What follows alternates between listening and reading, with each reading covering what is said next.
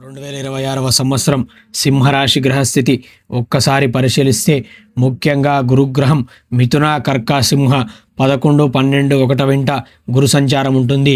ముఖ్యంగా జనవరి 1 నుండి జూన్ 1 వరకు గురుగ్రహం మిథున రాశిలో సంచరించడం వలన వివాహాది శుభకార్య ప్రయత్నములు మంచి ఫలితాన్నిస్తాయి. నూతన వ్యాపార పరంగా పెట్టుబడుల పరంగా మంచి అనుకూలమైన ఫలితాలు కలుగుతాయి. ఆర్థిక పరంగా వ్యాపార పరంగా చాలా బాగా కలిసి వస్తుంది. అలాగే ఆకస్మిక ధనలాభము, నూతన వాహన కొనుగోలులు, నూతన ఆస్తి కొనుగోలులు ఇలాంటి విషయాలలో మంచి ఫలితాలు కలుగుతాయి.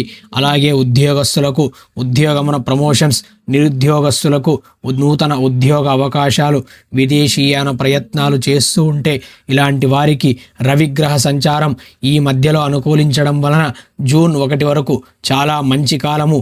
ఆ తర్వాత జూన్ 1 నుండి అక్టోబర్ 31 వరకు గురుగ్రహం కర్కాటక రాశిలో ప్రవేశించడం వలన ఆకస్మిక ధన నష్టము, వృధా ప్రయాణాలు, అనవసర ఖర్చులు, కుటుంబ కలహాలు ఇలాంటి విషయాలలో జాగ్రత్త అవసరము.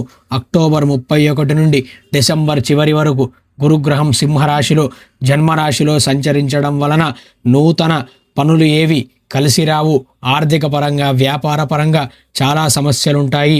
అలాగే కుటుంబమున కలహాలు, బంధు విరోధాలు, సంతానమున సమస్యలు ఇలాంటి విషయాలలో చాలా జాగ్రత్త అనేది అవసరము. ఇక శనిగ్రహం అష్టమ శని అష్టమములో సంచరించడం వలన శనిగ్రహ ప్రభావం కూడా ఈ రాశి మీద ఉంటుంది. అందువలన శనివారం శనేశ్వరుడికి తైలాభిషేకం చేయించి హనుమాన్ చాలీస పారాయణ చేయండి. చాలా మంచి ఫలితాలు కలుగుతాయి.